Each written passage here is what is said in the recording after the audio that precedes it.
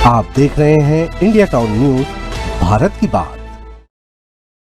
देश में digital payment common हो गया है। आमतौर पर हर मोबाइल यूजर के पास यूपीआई पेमेंट ऐप जैसे फोन पे, गूगल पे या फिर पेटीएम होता है, और होना भी जरूरी है क्योंकि आजकल सब्जी दुकान से लेकर शोरूम तक सभी जगह ऑनलाइन पेमेंट की सुविधा हो गई है। ऑनलाइन पेमेंट जितना कंफर्टेबल है उतना अनसेफ भी है। आपको तो पता ही होगा कि ऑनलाइन फ्रॉड कितना बढ़ रहा है। आए दिन छोटी छोटी गलतियों के कारण भोले भाले लोग ठगी का शिकार हो जाते हैं। अगर फोन आपके हाथ में है तब तो आप कुछ कर भी सकते हैं, जैसे कि किसी एक्सपर्ट दोस्त से सजेशन लेना या फिर सर्विस सेंटर जाना। लेकिन गलती से भी फोन गुम हो जाए तो हाथ पैर फूल जाते हैं, क्योंकि स्मार्टफोन खो जाने या फिर चोरी हो जाने की स्थिति में फाइनेंशियल फ्रॉड से बचना एक मुश्किल टास्क है। अभी कुछ दिनों पहले मेरे साथ ही ऐसा हुआ था जिसमें मुझे लगा कि मेरा फोन हैक हो गया है, और उस कंडीशन में मुझे सबसे पहले अपने बैंक बैलेंस की सेफ्टी का ख्याल आया।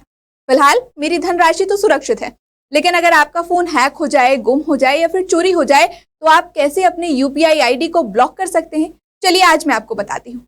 नमस्कार, मैं हूँ आपके साथ मानसी सोनी और आप देखना शुरू कर चुके हैं हमारा खास कार्यक्रम खबरें आपकी जरूरत।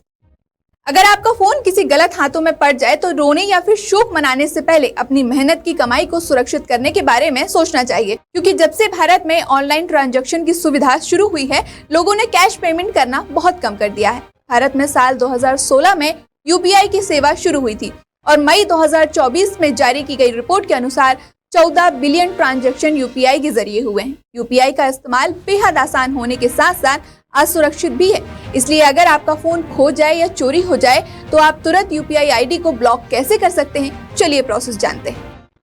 सबसे पहले फोन पे की बात कर लेते हैं। अगर आप फोन पे पर यूपीआई आईडी का इस्तेमाल करते हैं तो वहां से उसे हटाने के लिए आप इन दोनों में से किसी एक नंबर का सहारा ले सकते हैं। इसके बाद आपको कस्टमर केयर अधिकारी को पूरे मामले की जानकारी देनी होगी और आपकी डिटेल वेरीफाई होने के बाद अधिकारी आपकी फोन पे से यूपीआई आईडी को ब्लॉक कर देगा।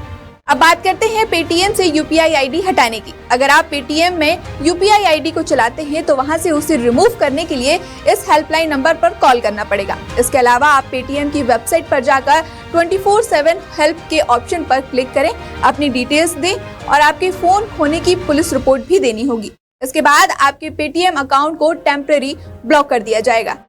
अब अगर आप गूगल पे यूपीआई चलाते हैं तो उसे ब्लॉक कैसे किया जाए वो जान लीजिए। गूगल पे भारत में आईडी के लिए काफी ज्यादा इस्तेमाल किया जाता है। अगर आपकी गूगल पे पर यूपीआई आईडी बनी होती है तो इसे ब्लॉक करने के लिए आप किसी दूसरे फोन से इस नंबर को डायल करिए। यह गूगल पे कस्टमर केयर नंबर होता है। यहाँ कस्टमर केयर से बात करके आपको पूरे मामले के बारे में जानकारी देनी होगी और इसके बाद अपने अकाउंट से जुड़ी सभी डिटेल देनी होगी। कस्टमर केयर अधिकारी आपकी आइडेंटिटी कंफर्म करने के बाद आपकी गूगल पे आईडी को ब्लॉक कर देता है। इसके अलावा एक तरीका ये भी है कि आप अपने फोन को ही डायरेक्ट ब्लॉक कर दें। अब आपका फोन ही ब्लॉक हो जाएगा तो चोर ना ही फोन खोल पाएगा, ना ही बैंक बैलेंस के साथ कुछ कर पाएगा। अपने गुमे हुए फोन को ब्लॉक करने के लिए आपको सबसे पहले इस गवर्नमेंट साइट पर जाना होगा। यहाँ आपको अपने गुमे हुए फोन या फिर चोरी हुए फोन को ब्लॉक करने के लिए लॉस्ट स्टोलन फोन को ऑप्शन पर क्लिक करना होगा और अपने फोन से रिलेटेड सारी इन्फॉर्मेशन भरनी होगी, जैसे कि आपका phone number, IMEI number, device model इत्यादि। और फिर उसके बाद फोन से गुमने से जुड़ी सारी डिटेल जैसे लॉस्ट प्लेस, लॉस्ट डेट और लॉस्ट टाइम पुलिस कंप्लेंट के साथ फिल करनी होगी।